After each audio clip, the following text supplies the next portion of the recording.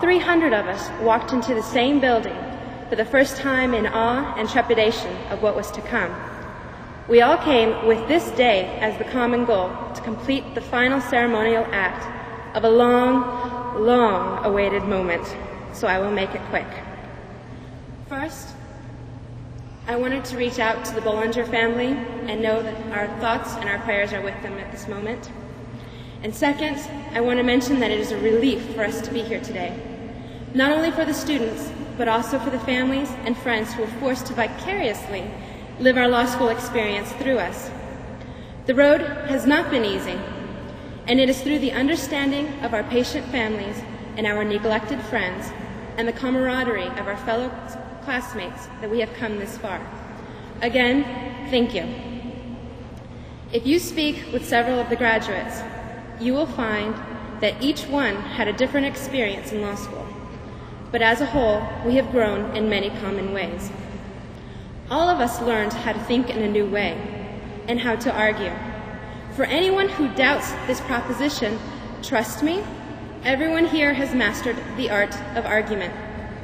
After 2 years of dating someone in our class, I, an eager law student, was left speechless after he instinctively eye-racked me. He makes a habit of it now. We learned how to compete. When polled, 90% of us thought that we would be in the top 10%. Needless to say, there's not enough room for all 90%. Personally speaking, I am honored to have had such incredible competition. It has brought out the best in us, and we are more wise and humble because of the experience. We also learned how to balance. Many students managed to balance full-time jobs with law school. Both day and evening division students have spouses and children. Somehow, they were able to balance a family with the trials of the last couple years. Their balancing act is truly admirable. We also learned to relate to each other and to have compassion for each other as we struggle to realize our dreams. We learned that many opportunities for employment highly depend on our performance in law school. A desire to be an attorney immediately conjures a desire to work for positions to which many are called, but few are chosen. Since advocates drive society, your talent will always be in demand. You have a chance to be noble and serve where you are needed. Through this experience, we learned that nothing is guaranteed. And finally, we learned some law. We all leave appreciating that rule of law guarantees prosperity and stability. Thanks to our professors and the Socratic method, we learned to deconstruct judicial opinions to find the elements. These elements tend to reflect social values. Deconstructing is our art, and excellence is our duty. It is through excellence that we become advocates of these social values. It is said that whoever buries his talent breaks a sacred trust and cozens those that stand in need on it. It follows that to whom much is given, much is required. You possess a legal talent, and therefore you carry a great moral responsibility to those who are in need of your talent. We now owe a duty to society and to the legal industry to protect the legal system. You are the gatekeepers of change. You are now properly equipped to question your world. Today, we do not become this new person when we become a lawyer. Remember who you were. Recapture your own personal values and the human you were when you entered the school. And don't be afraid to be the person you want to be. As individuals, we are all different. We will end up utilizing our degree in different ways. Several students will become prosecutors and defenders. Sitting among you are future law clerks, partners, foreign service officers, civil rights activists, politicians, professors, judges, and ambassadors. For all of life's disparities, in talent and wealth, each of us is given exactly the same amount of time in each hour, and in each day, and in each year. We have choices to make, and it is very important for each of us that these choices be made consciously with as much knowledge of their consequences. Remember that you are a human being that happens to be a lawyer, not a lawyer who used to be a human being. If you want to be happy, always follow your heart. Let the human make the choices, and the good lawyer, the happy lawyer, and the happy human being will not be far behind. Lest you forget everything I just said, please remember this. Always read the writing on the wall. The words speak for themselves. Truth, trust, justice, honor, service, community. These are the words etched in stone on the walls of our law school. It serves as your permanent reminder of humanity's values. Those words are the true elements. Those words are the black-letter law of society's conscience. If your life does not reflect your values, demand change. If the law does not reflect these values, demand change. Trust your instincts, own your issues, and be advocates.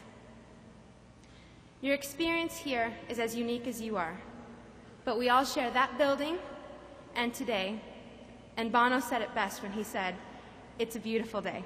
Congratulations.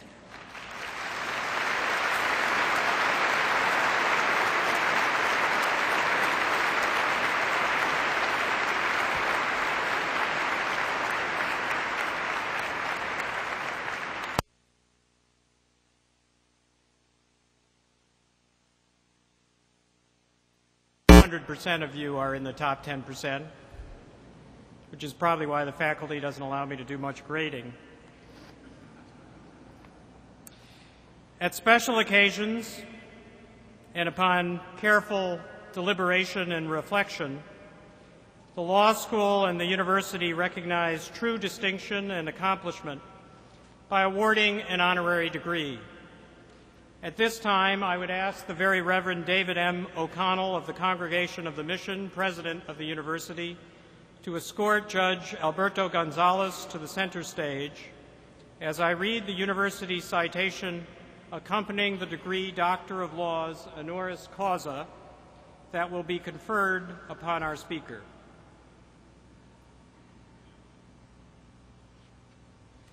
The second of 8 children of migrant farm workers Pablo and Maria Gonzalez, the man we honor today now counsels the President of the United States.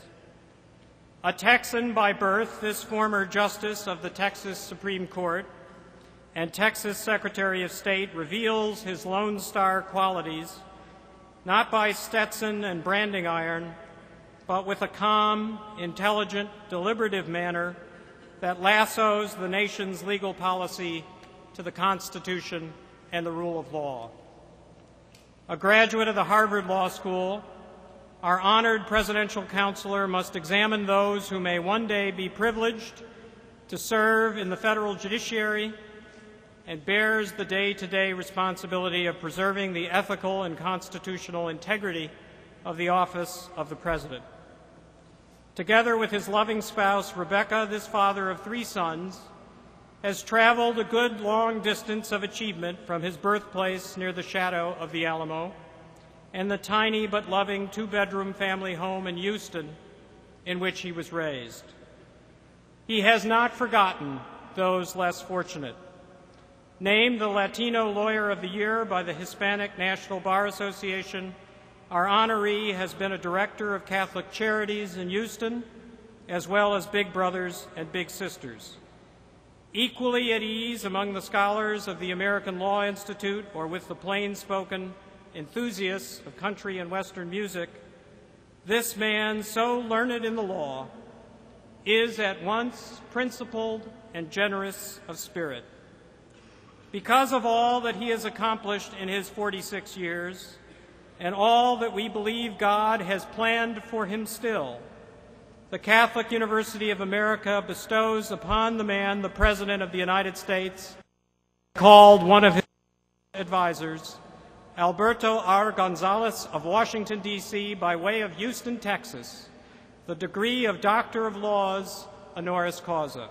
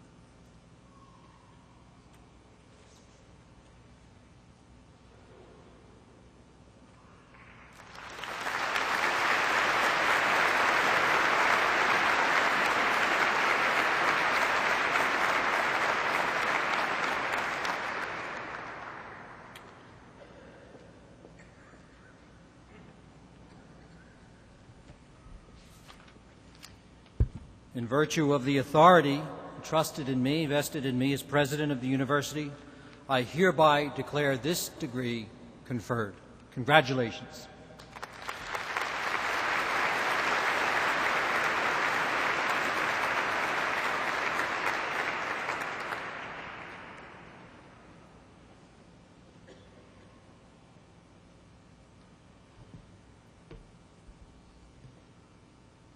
Good afternoon, ladies and gentlemen. Today we, in fact, do celebrate the end of a very long journey in the young lives of these graduates of Catholic University School of Law, and also the beginning of a new chapter. Now, some of you future lawyers are probably wondering what in the world I can possibly tell you in these next few minutes that could have any possible relevance in your life. What could I say to open your eyes and hearts to the power you will have over people's lives simply by virtue of your position as their lawyer? How can I help you understand the awesome privilege and responsibilities that you inherit as a member of the legal profession? After all, the world is different today than when I graduated from law school 20 years ago. But in truth, ladies and gentlemen, we all know the world is different today than even when you began this class year. September 11th altered my life.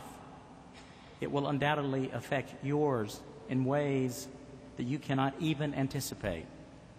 Perhaps it has already changed your plans and ambitions.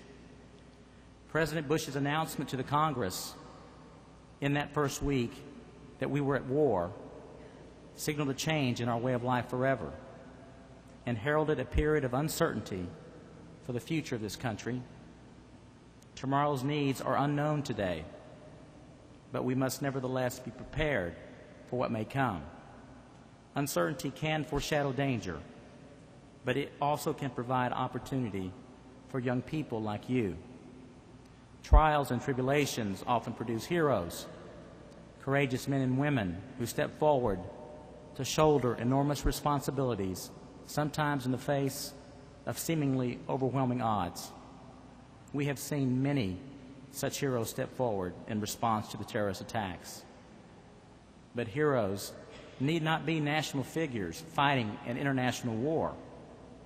You can become a hero simply by believing in a child, or helping a neighbor, or just doing your job as a lawyer. Today you are stepping through a door. Earning a law degree is a significant rite of passage, one that we celebrate before witnesses in a ceremony befitting an important achievement. The tradition and custom of the occasion comfort us with a reminder that life continues, that we move on as we must. These traditions and customs also remind us that you now belong to a profession that does provide remarkable opportunities, sometimes power, sometimes money, and even influence, but one that imposes tremendous duties. Always fidelity to the rule of law, always compassion to the people of your community, and always dedication to the profession itself. You do not know today all of the paths that you will travel during your legal career, but whether it is in government, private practice, or not-for-profit, people are going to look to you for help, for guidance and advice. You may represent the best hope for someone on death row struggling to escape execution, or a desperate couple hoping to adopt a child, or an innocent person falsely accused. Sometimes it may not be convenient for you to help someone with a legal problem. Most often the cases will not be high profile or exciting, but the rule of law exists to protect the people, not to promote the television careers of lawyers. We cannot properly respect the rule of law if we ignore the people for whom the law is written. There are many ways to serve, so choose a road that you believe is going to make you happy. Now that sounds easy enough, but soon you will understand that finding happiness in the law may not be as simple as making money. Your legal career is likely to span 40 years. It can be a lifetime of mundane routine, or it can be more. You get to choose, so choose wisely. Now, 7 years ago, I made a choice to leave behind a lucrative partnership in one of the country's largest firms to go to work for a relative political novice named George W. Bush. Now, I did so in part because of my longing to have a job where I could make a difference in people's lives. And while it has been a sacrifice for my family and me, we have never been happier. Public service was the right choice for me, and it can be for you. Many have already chosen private practice. That is good. You must, of course, first learn well your trade, acquire the skills of a good lawyer in order to support yourself and your family and to effectively serve your clients. But there is ample time to earn money in private practice. So I hope that all of you consider dedicating at least a portion of your legal career to public service. Your talents are surely needed there, and I think it will make you a better lawyer. I can assure you that it will make you a better person. I spoke earlier of the opportunities that uncertainty may provide, such as the reaffirmation of certain core principles, like the rule of law and our faith in God. The President, as head of the executive branch and the Commander-in-Chief of the Armed Forces, has a unique responsibility to ensure our safety and security, as other presidents have done during times of war or emergency. This President has taken difficult steps to preserve the long-term survival of this country. Respectfully, no individual member of Congress, no member of the media, nor any legal organization or expert is or can be personally responsible for the outcome of this war in the way the President is. But even a President exercising his commander-in-chief powers must abide by the Constitution. Yes, the world has changed, but the words of the Constitution have not. In the war against terrorism, many legal groups and scholars, including your own dean, have weighed in with opinions about the constitutionality of certain presidential decisions. These kinds of debates are absolutely necessary in ensuring that the actions of our government are consistent with the rule of law. As a lawyer, you are responsible for protecting and defending the precious words of the Constitution. And your work in this endeavor is no less patriotic than the actions of our soldiers on the battlefield. Both are in defense of our freedoms. Not surprisingly, the uncertainty resulting from September 11th has caused many of us to reevaluate our dedication to faith. The world has changed, but God has not. His mercy and grace remain constant and serve as a source of strength to a nation that mourns the loss and injury of so many of its people. I have seen firsthand the strong faith of our president, and my heart tells me that God has delivered him, commissioned to discharge a special responsibility in a uniquely significant moment in the history of our country.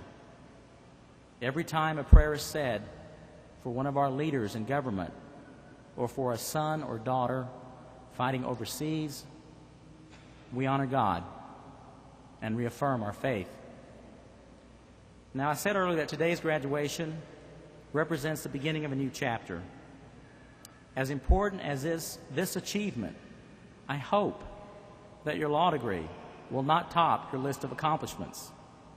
For your sake, and quite candidly for the sake of others in this country, you must now reach for the next mountaintop. You must continue to dream big. When I was 12, I got a job carrying and selling trays of soft drinks at Rice University football games in Houston. And I usually stopped selling drinks by the end of the third quarter, because by then most people had had enough to drink. And if you follow Rice football in recent years, you know that by the middle of the second half, the outcome of the game was no longer in doubt, and fans began to go home. So I would find an empty chair, sit and watch the rest of the game, eating a bag of popcorn and drinking a Coke. And at the end of the games, I would often climb to the top of the upper deck of that massive 75,000-seat stadium and watch the Rice students stroll leisurely back to their dorms. Rice is a beautiful tree-lined campus. This campus reminds me a lot of Rice. And I would daydream about being a student there, and I would wonder, how did it feel to be in college? But I grew up in a very poor family, and there was little talk of going to college. And so with little encouragement, when I graduated from high school, I enlisted in the Air Force, hoping to see the world and learn a trade. And at the age of 18, I found myself stationed along with 100 other men at Fort Yukon Air Station, Alaska, a remote radar site located north of the Arctic Circle. Our closest neighbors were a mile away, a village of 600 native Alaskans. You could only reach Fort Yukon during the winter by airplane. You could also get there by boat up the Fort Yukon River in the summers after the ice had melted. As you might imagine, the winters were pretty harsh.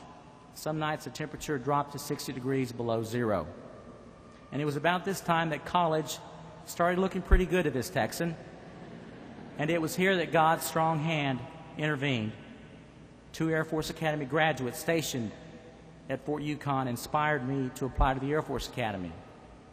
Admission to our service academies is pretty demanding, as some of you know, because in addition to having excellent high school grades, you have to be physically fit and in very good health. But satisfying the entrance requirements is even more daunting for someone stationed within the Arctic Circle. I was flown 60 miles from Fort Yukon to an old gymnasium on an Army base in Fairbanks to take the physical fitness test required for admission. I still remember being alone in the gym with a grader carefully noting the number of pull-ups and push-ups I could do in the allotted time. The Air Force flew in a flight surgeon from Elmendorf Air Force Base in Anchorage to administer my medical examination. I hadn't taken the SAT or the ACT in high school because I wasn't planning on going to college. So the Air Force had the ACT flown up to Fort Yukon, and all of this effort paid off when I was admitted to the 1979 class, the last all-male class at the Air Force Academy. And so I left the frozen tundra of Alaska to pursue a new dream of becoming a fighter pilot. Now, during my first year in Colorado Springs, I did well in my studies, but I quickly discovered that I enjoyed my government and political science discussions more than my military history and physics courses. And I soon began to wonder if perhaps I wasn't better suited for the law, a profession that did not require 20/20 vision and that would give me the opportunity to help people. So during my sophomore year, I began to debate whether I should leave and pursue a career in law or stay and continue my studies toward a military career. Now, given all of the effort to get into the academy, as you might imagine, I really agonized over this decision. And ultimately, I simply put it in God's hands. By applying for a transfer to the school I dreamed about attending as a boy. And if accepted at Rice, I would transfer and become a lawyer. And if not, I would remain at the academy and hopefully become a fighter pilot. Well, Rice took me in 1977, thus ending the journey that began as a daydream during those Saturday afternoon football games. A year ago in January, I began a new journey that has led me to the White House, where I began each day with a commute from my home in Virginia along the George Washington Parkway. My days in the West Wing, as with most senior advisors to the President, begin before dawn. So when I cross the Roosevelt Bridge, I always see our nation's capital and the Washington Monument standing proudly on the horizon, illuminated by the lights of the day to come. And that picture is a daily reminder of the unique opportunity that I have been given by our President. And like most of you, I can chronicle my life by White House events that I have watched unfold on television. But seeing the White House on television or even touring it on a Saturday afternoon is so different from walking into the Oval Office to brief the most powerful person in the world. It's an indescribable experience every time I set foot in that office. When I was a Texas state official, I often said that one of the most important gifts that we can give a child is hope, to leave them with a dream, to convince them that anything is possible. And I often asked young students, how big can you dream? It's a question that often elicited nervous laughter, as if it is silly or childish to dream big dreams. In President Bush's second inaugural address as Texas governor, he spoke of my parents' struggles to raise 8 children, sacrificing so that we would have a chance to succeed. Referring to my then recent appointment to the Texas Supreme Court, then Governor Bush said that I had realized my parents' dreams. And so I ask you graduates this afternoon, how big can you dream? The answer to that question says more to me about you than anything. It tells me how soon we achieve the President's vision of a world united by peace, of a country in which armies of compassion rise up to wage battle against the evils of our society, a country where opportunities are available to all based on merit, a country in which an African-American little boy can become a United States Senator, a Hispanic child from the barrios of Los Angeles or Washington, D.C. can become a United States Supreme Court Justice, a country in which a little girl can become its president. So if you're still dreaming big dreams, not just for yourself, but for others, then that's where I want to be, with you, side by side, shoulder to shoulder, working on behalf of our beloved America. I close by confessing that being the President's lawyer is the best legal job in America. I have perhaps the most important client in the world. I work with a talented stable of lawyers who are smart, they're loyal, they're tough, and the quality of work is unparalleled. What we do more than satisfies the hopes and dreams that I had as a young man, contemplating a career in the law because I wanted a job where I could make a difference. But while the job includes presidential motorcades and trips aboard Air Force One and weekends at Camp David, it is only a job that will end someday. The office of the presidency did just fine before the arrival of Al Gonzalez, and it will survive long after I am no longer the White House counsel. I have a great deal of respect and affection for our president, but I love my family. They need me. And I have an obligation to them as well as to my client.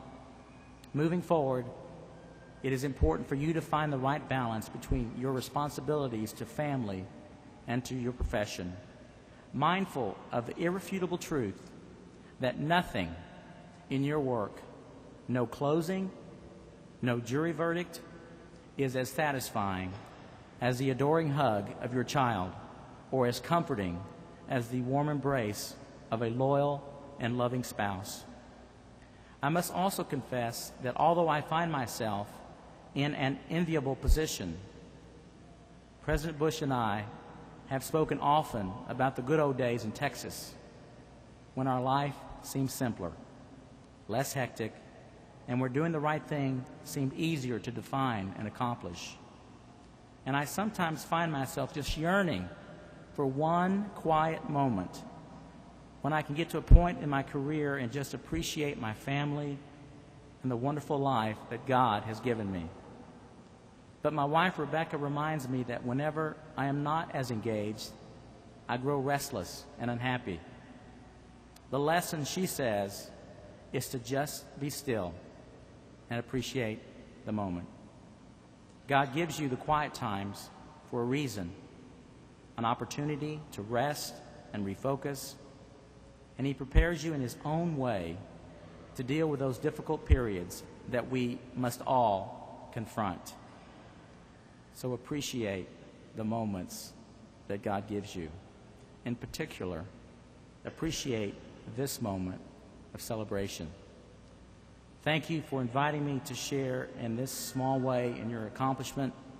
I look forward with such hope to your future achievements.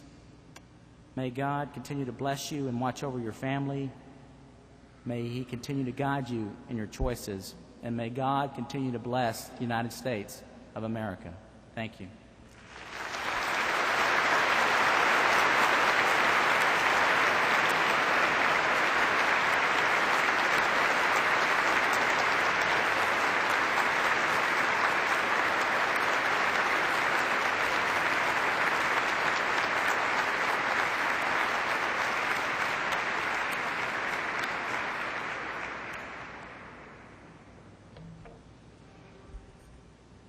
Thank you, Judge Dr. Gonzalez. Those are important words, a reminder to dream and also a reminder to trust in those who caretake our dreams. Thank you very much. The moment has arrived. Will the graduates please rise for the conferral of degrees earned in the course of legal study? After Father O'Connell has conferred your degrees, you will be directed to come up to be hooded and receive your diploma. Father O'Connell, as the Dean of the School of Law of the Catholic University of America, I have the honor to present the candidates for the degree Juris Doctor, who have been recommended by the faculty and approved by the Academic Senate.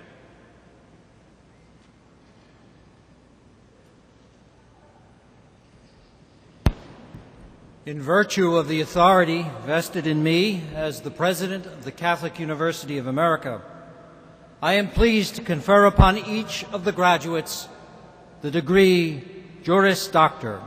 I extend my personal congratulations and the university's to each of you.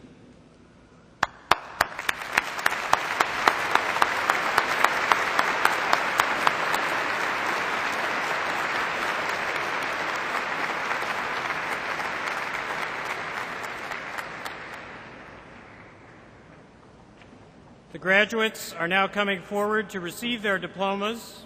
I ask that they have their academic hood draped over their arm. The Reverend Raymond C. O'Brien of our law faculty will call the name of the graduates.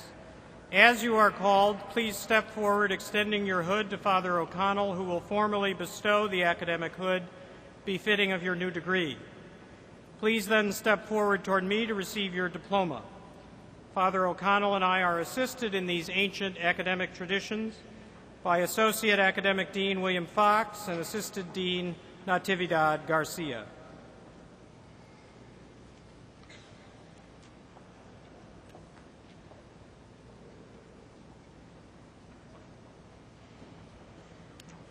Jan Herman Hendrik von Gertruden, magna cum laude. Jan is the recipient of the John L. Garvey Faculty Award, which recognizes his outstanding academic achievement as the highest-ranking graduate from the evening division.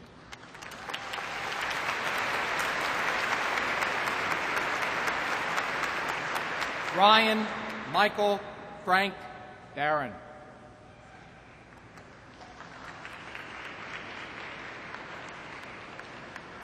Jennifer Lynn Byrne.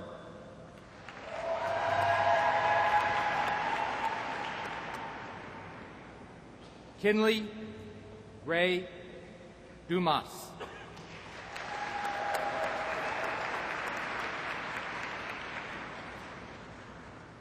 Sarah Hack Mooney, magna cum laude.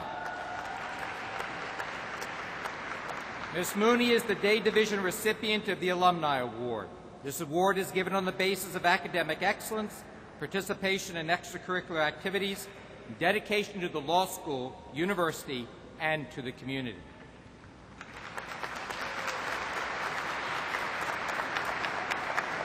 Mia Christina Baca Zur.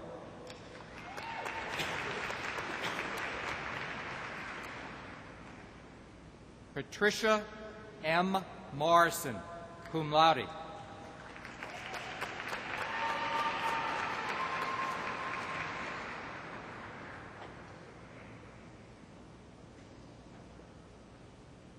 Angela Jean Scott.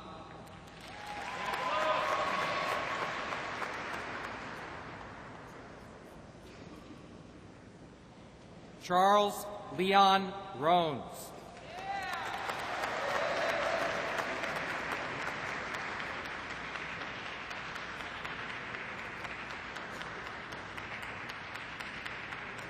John N.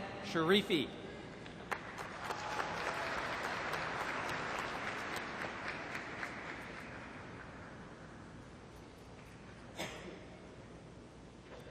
Aaron Joseph Weitzel.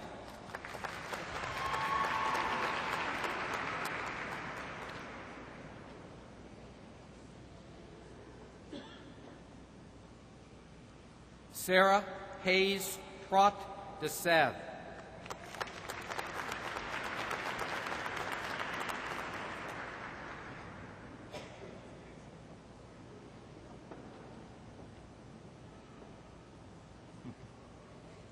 Brian Richard Adams.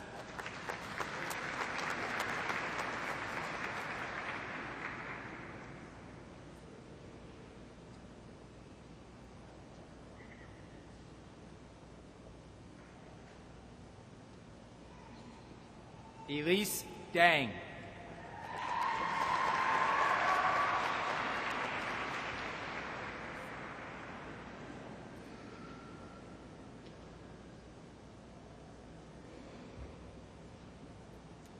Jennifer Lynn Russell, cum laude.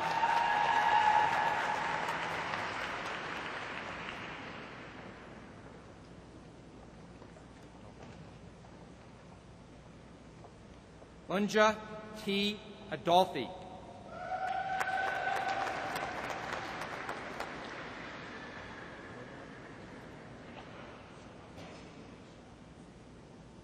Munjed A. Ahmad.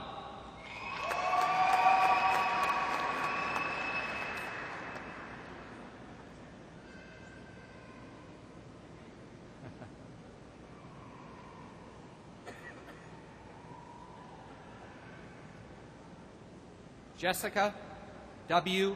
Alopsi, cum laude.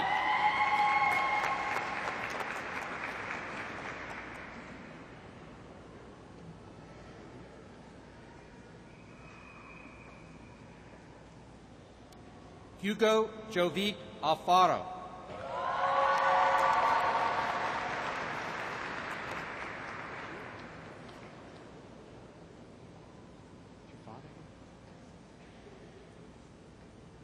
Thomas Grimes Allen, magna cum laude.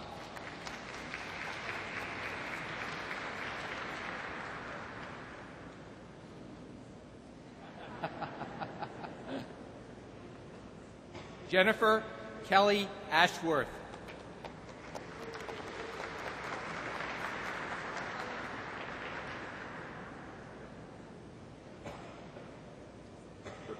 Deneen Ann Baker.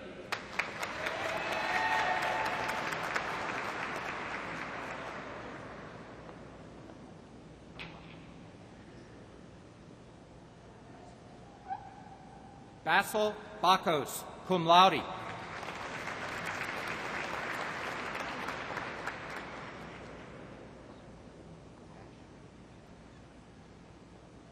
Jessica R. Bash.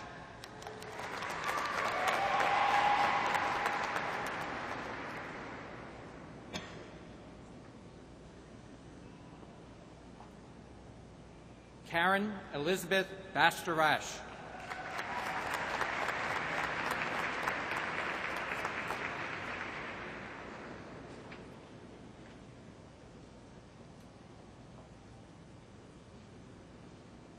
Andrew Mackenzie Beardall, cum laude.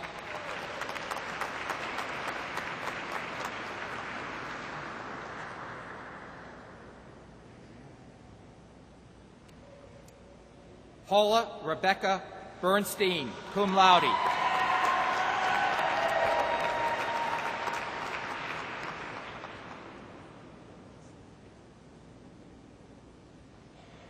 Mandisa Rebecca Barry.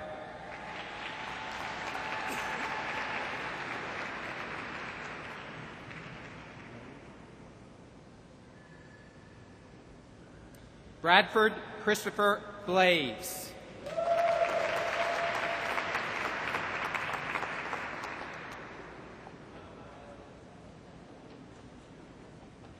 Ron Mark Blaze.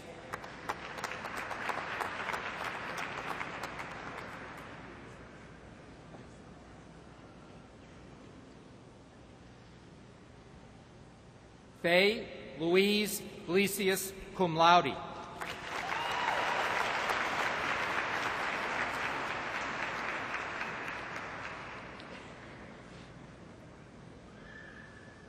Thomas A. Belinka.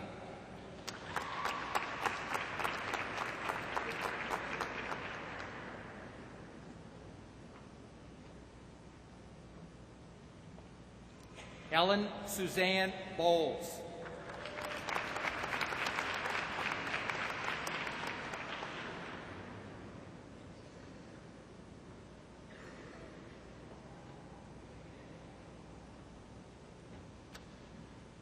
Joseph L. Brown.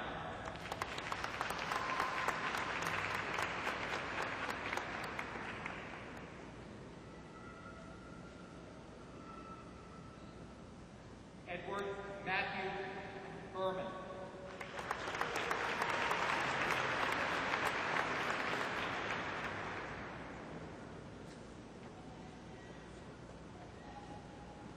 Lydia Walson Burnett.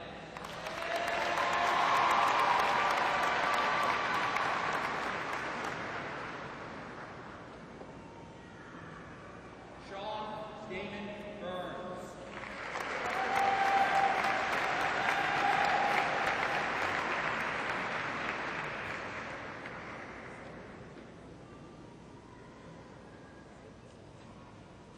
Veronica Tyle, cum laude.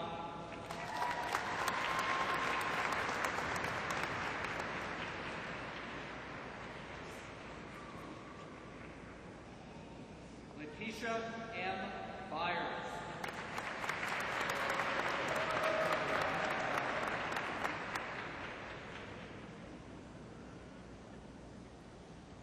Michelle Suzanne Hayden, magna cum laude.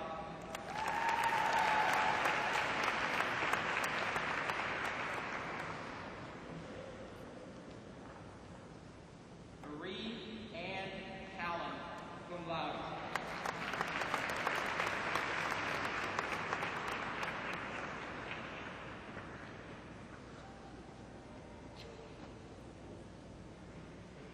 Christopher Thomas Carnahan.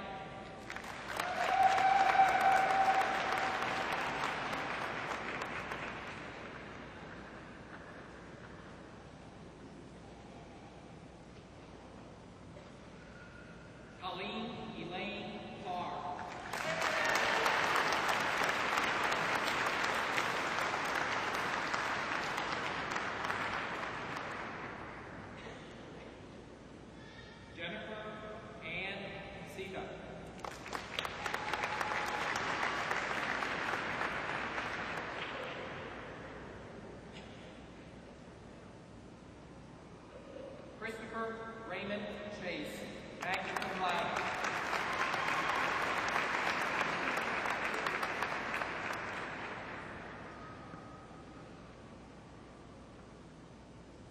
Tasha Marie Cherry.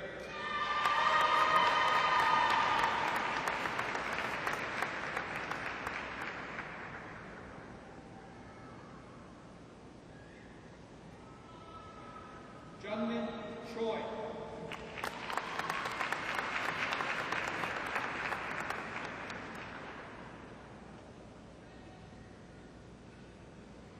Melissa Pierce Church.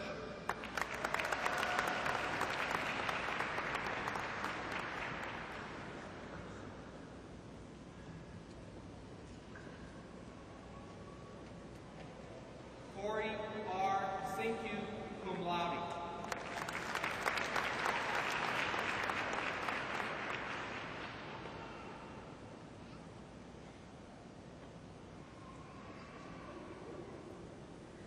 Todd Michael Conley, magna cum laude.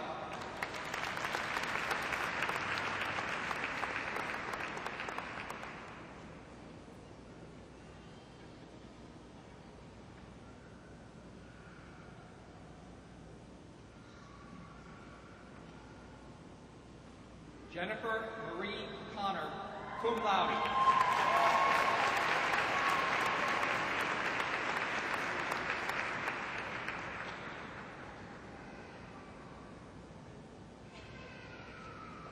Philip Merrill Cook, cum laude.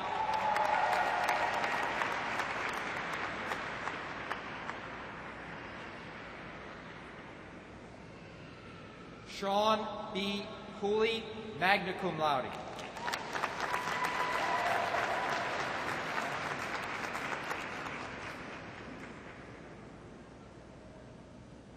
Juan Manuel Cortines Garcia.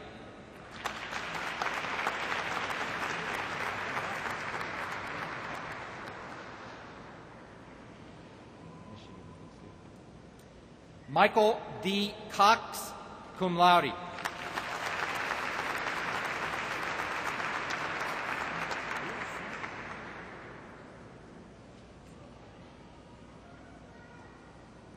Rosalind Hayes Crawford, summa cum laude. Rosalind is the recipient of the John L. Garvey Faculty Award, which recognizes her outstanding academic achievement as the highest-ranking graduate from the Day Division.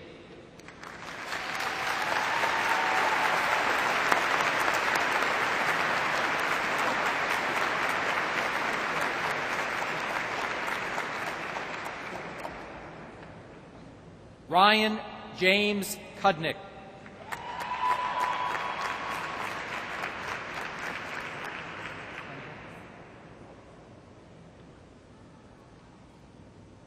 Kendall Elizabeth Culp.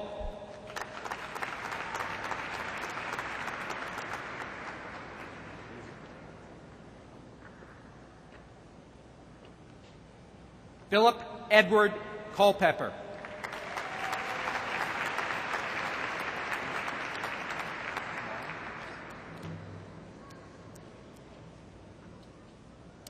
Matthew Maughan Davey.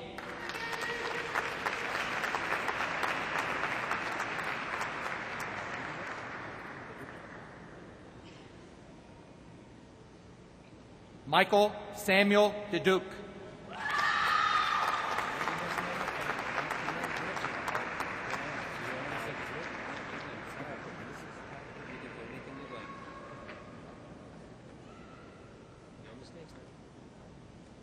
Patrick G. Dignan.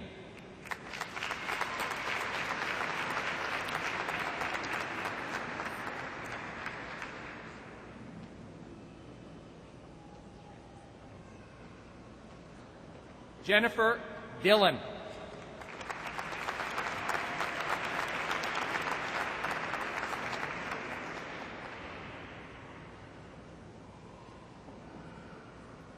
Simone Davis.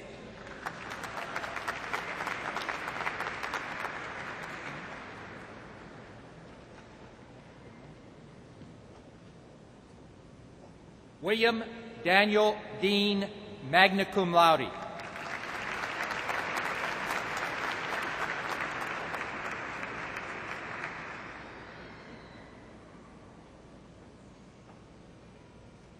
Melissa Lynn Marie de Castro.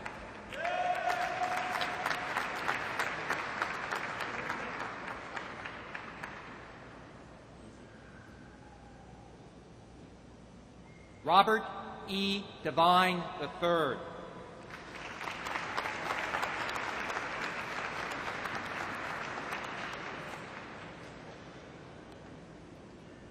Elise Marie Dolan.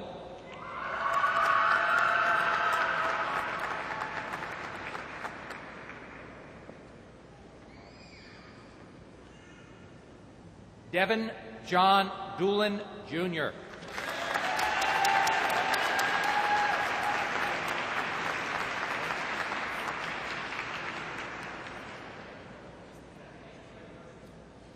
Julia Kathleen Dowds.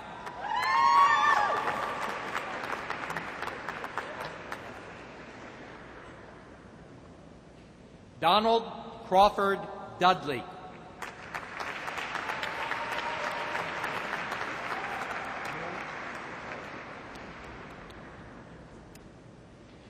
Rachel Jewel Defoe, cum laude.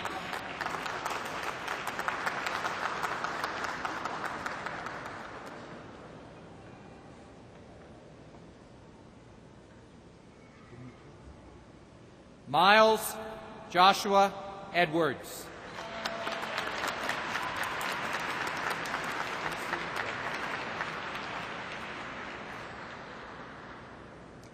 Tracy Daniette Elliott.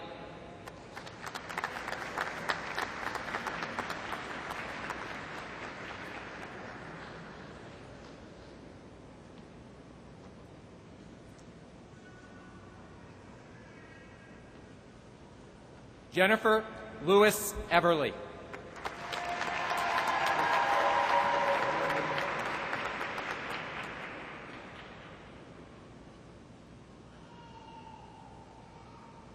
Neil William Fay.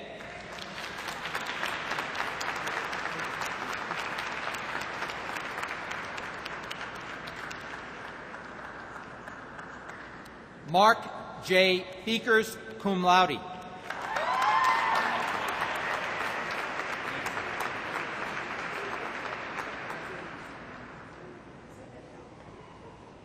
Jennifer Sarah Fitzpatrick.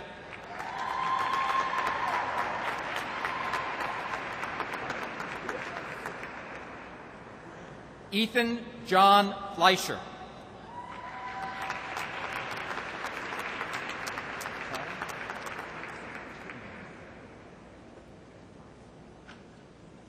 John McClellan Fleming.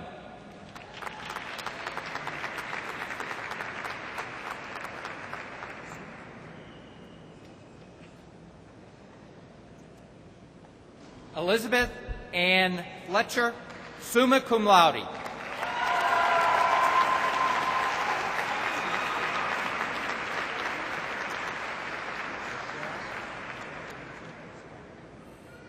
Lachelle Denise Williams Franklin.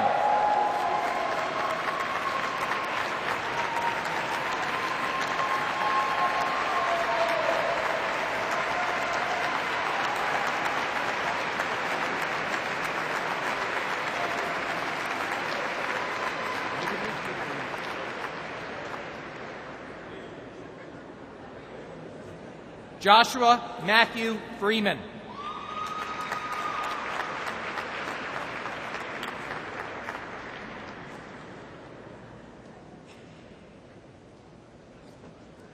Christine Ann Gates.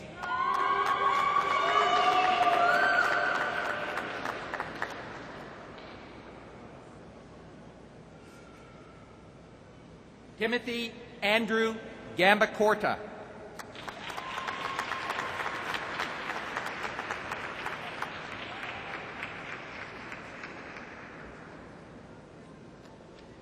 Jennifer M. Gartland cum laude.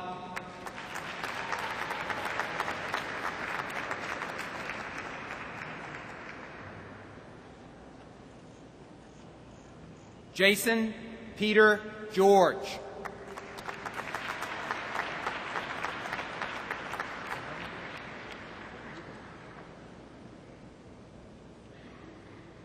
Colin Matthew Geiselman, magna cum laude.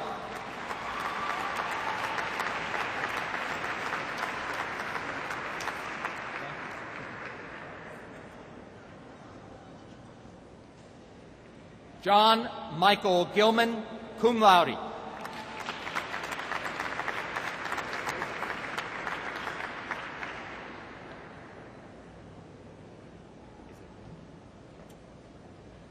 Paulo A. Noki.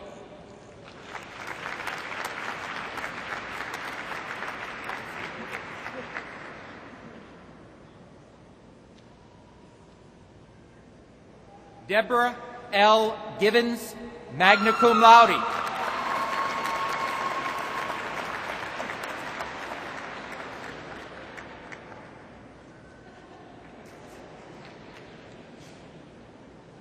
Sheila F. Green.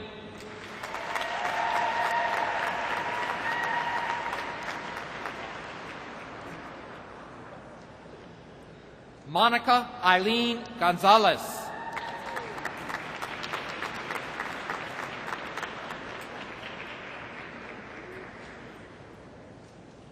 Christopher O. Grant.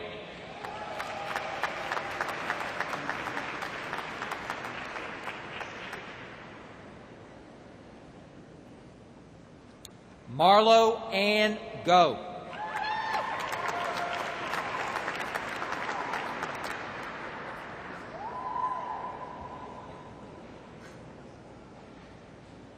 Christy Lynn Grossberg, cum laude.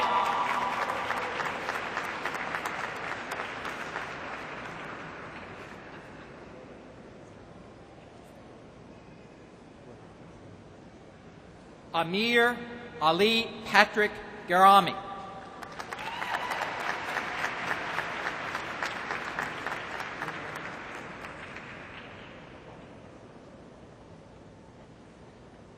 Kelly J. Gulimi, cum laude.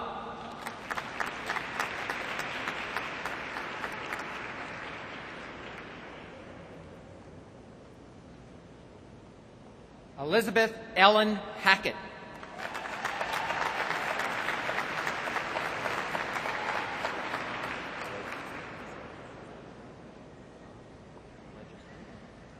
Gregory Bram Halegian.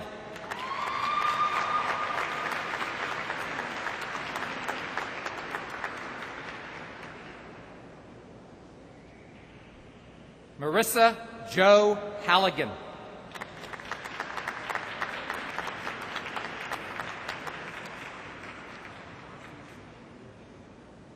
Judy A. Hanna.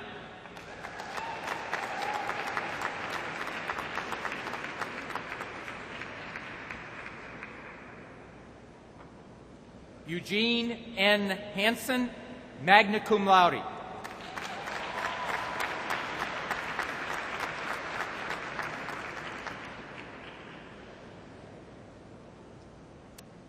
James Paul Harris, magna cum laude.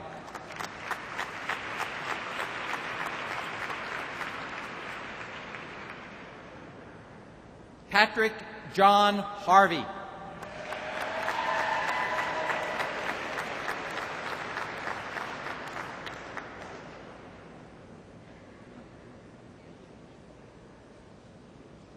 Stevenson F. Harvey, Jr.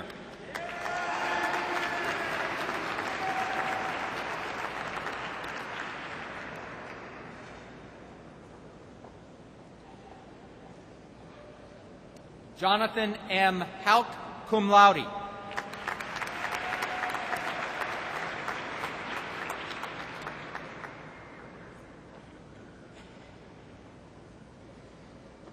Catherine Edmonds Huck.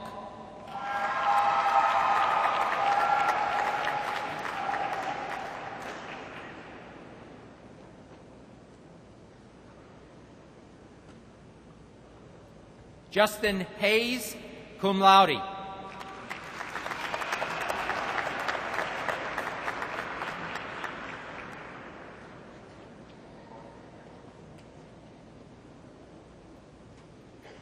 David Carlton Heaton.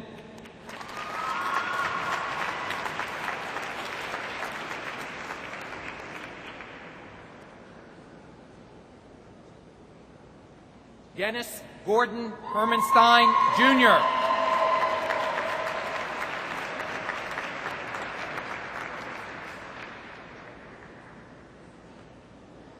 Ellen Adele Herr.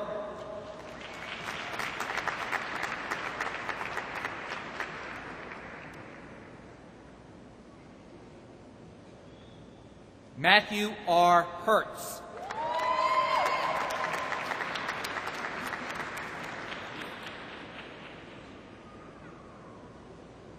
Lynn Noel Hewitt.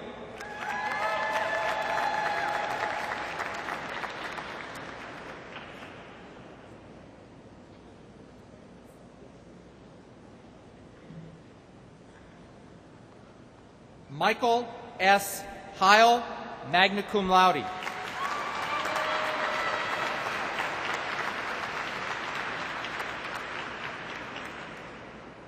Timothy Prince Holland.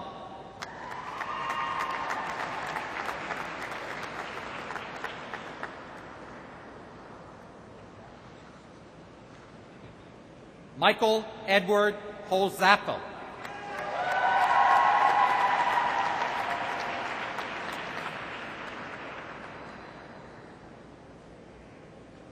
Andrea Lutz Hopewell.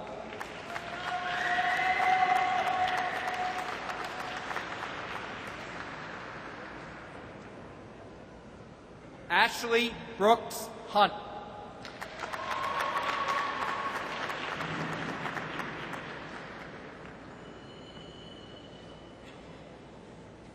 Kiawanta Lashanga Hunter.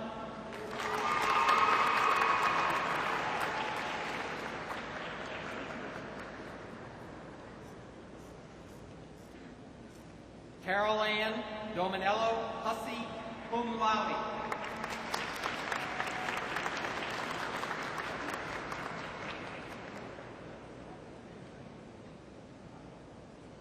Lars Sandholm Heidel.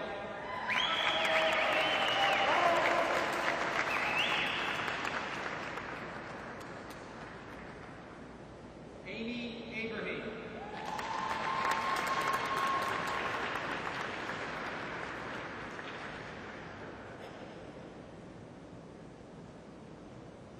Kevin Daniel Irby.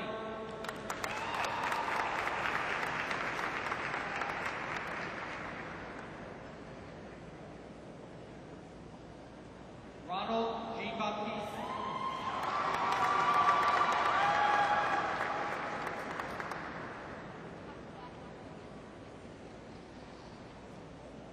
Chris Andrew Johnson.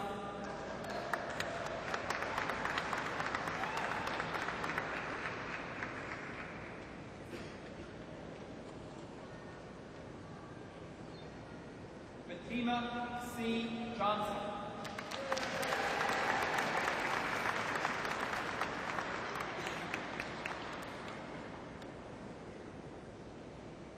Jennifer Diane Johnson, magna cum laude.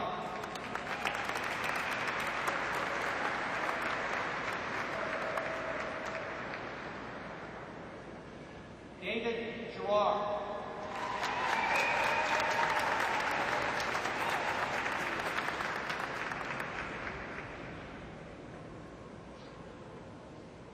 Brian Christopher Jones.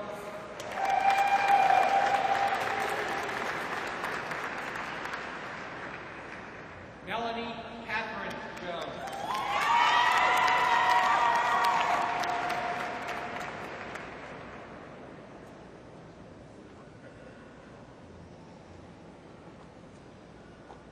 Kenneth D. Joy.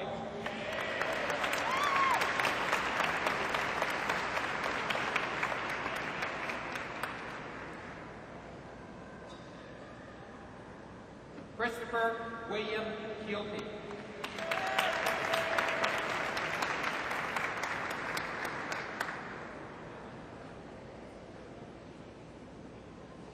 Sherry Faith Kaiser.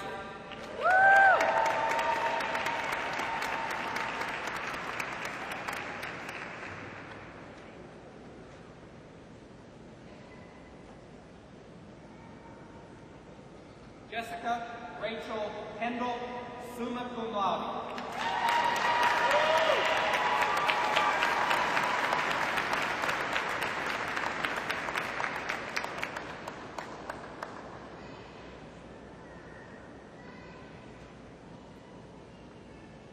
Christopher James Kenny.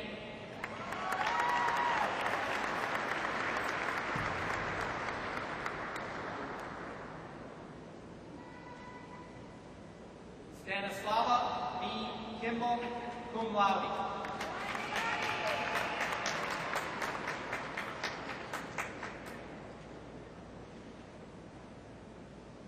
Michael Joseph Patrick Kinslow, cum laude.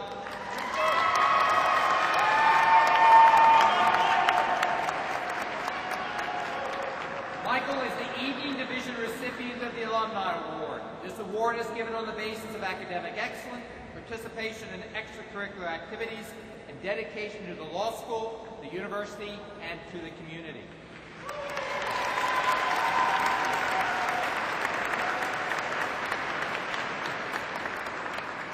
Adam Trent Plauder.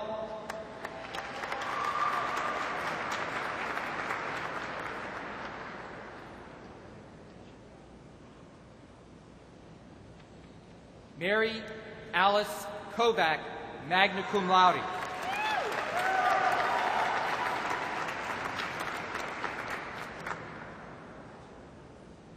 Peter S. Kramer.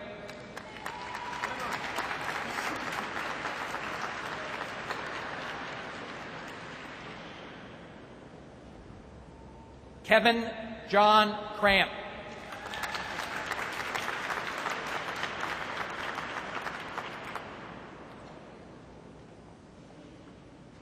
Charlotte Christina Krauthammer.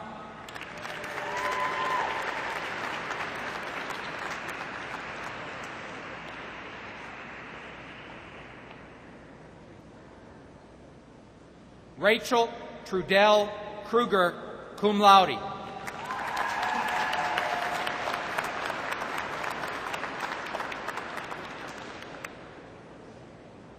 Christopher S. Lee.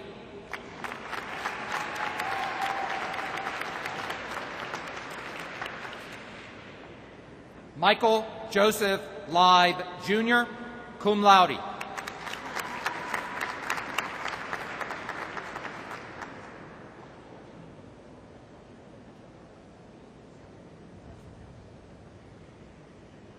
Mari T. Lemoncelli.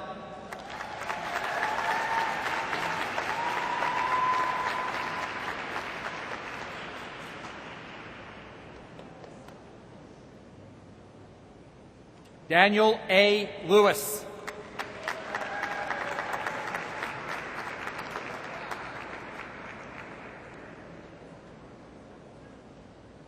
Jocelyn Laritana.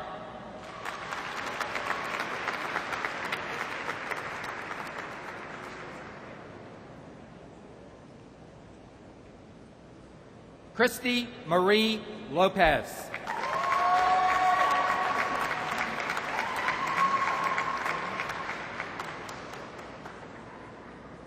Linda Toyin Makings.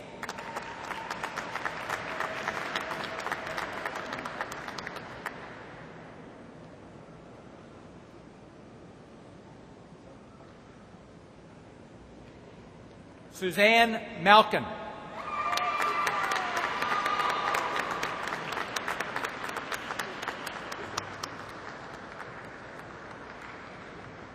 Mary Elizabeth Manfreda.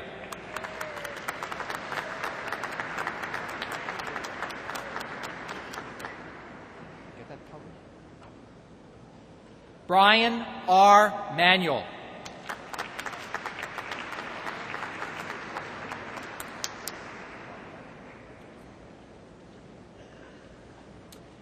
Natalie K. Marletto.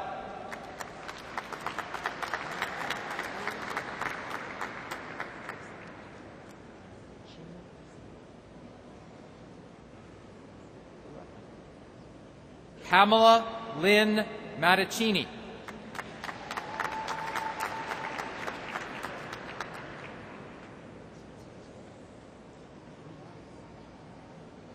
Brian A. Marsh, cum laude.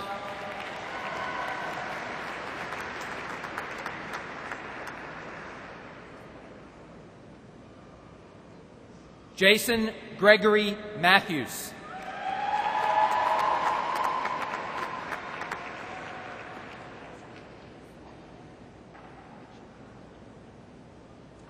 Jennifer J. McCaskill, cum laude.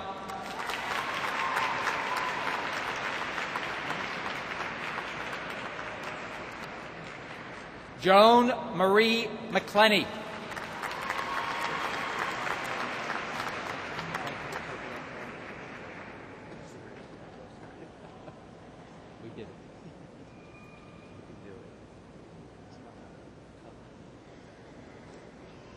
Matthew B. McCullough, magna cum laude.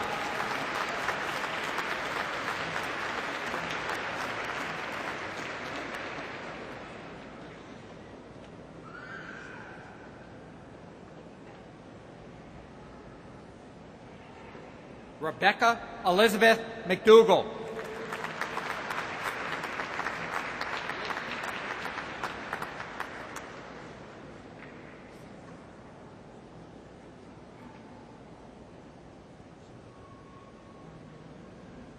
Margaret Shelley McGuire. Margaret's diploma will be presented to her by her father, Professor Raymond McGuire of the Benjamin T. Rome School of Music, the Catholic University of America.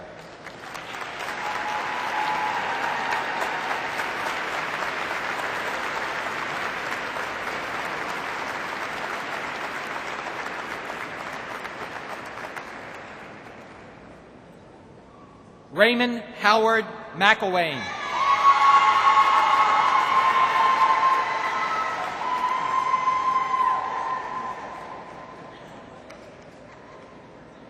Harry McKee, magna cum laude.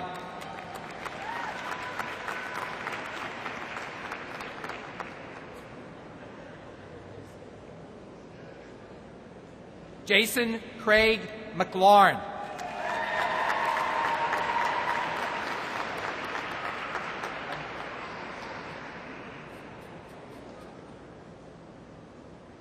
Dahlia Melendrez.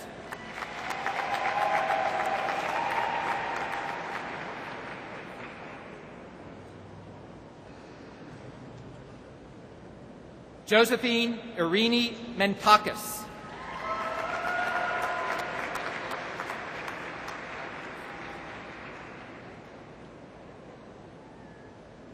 Jason M.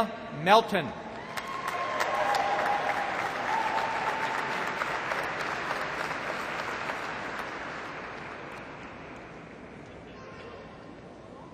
Martina Danielle Maritz.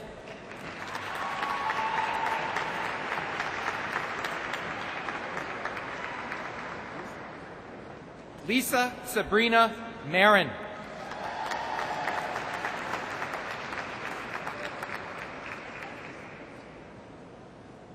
Todd William Mestepe.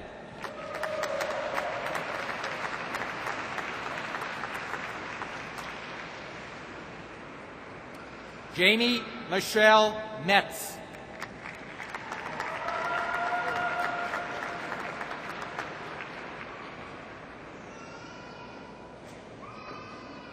Daniel L. Miller.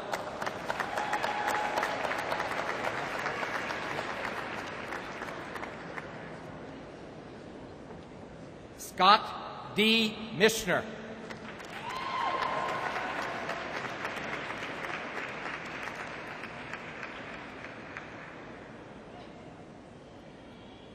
Michael Joseph Manal III.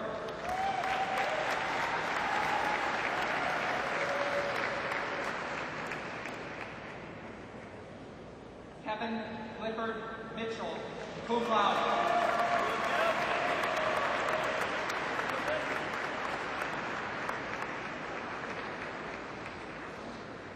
Larissa Marie Naylor.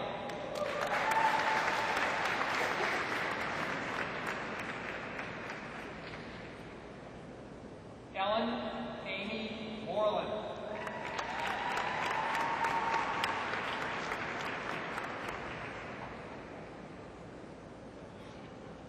Marie Teresa Moschella.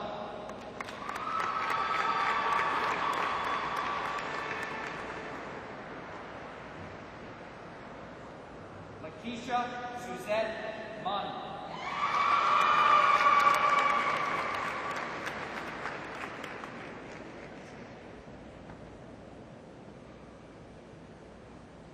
Kevin Barry Murphy.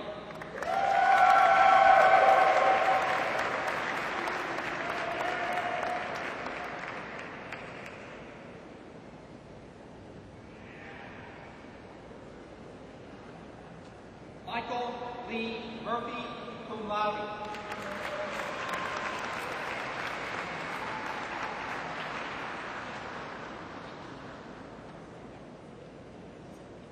Jasu J. Dyer.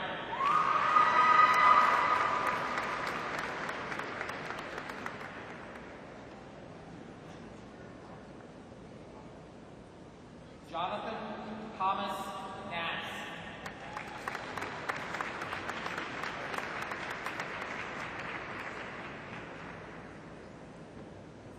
Rashida M. Lockhart.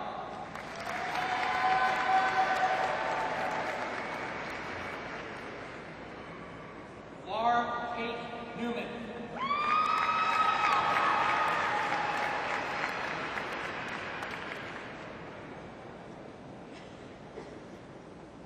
William Lan Nguyen.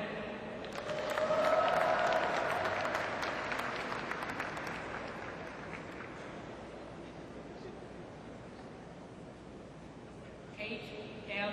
O'Brien.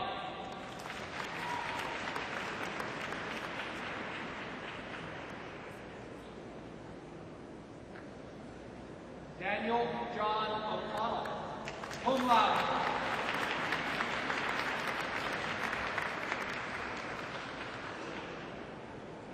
Margarita Lucia Ortiz.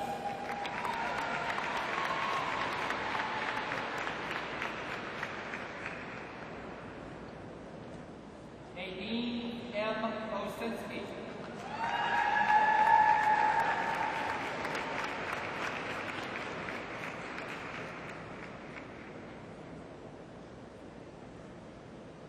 Danielle Marie Papa.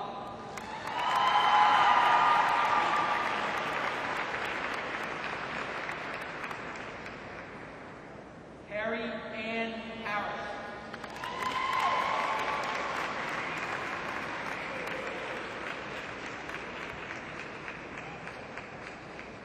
Edward Charles Park.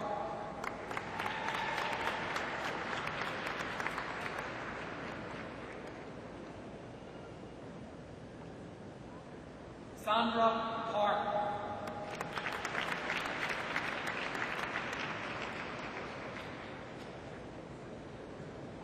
Janine Judith Parker.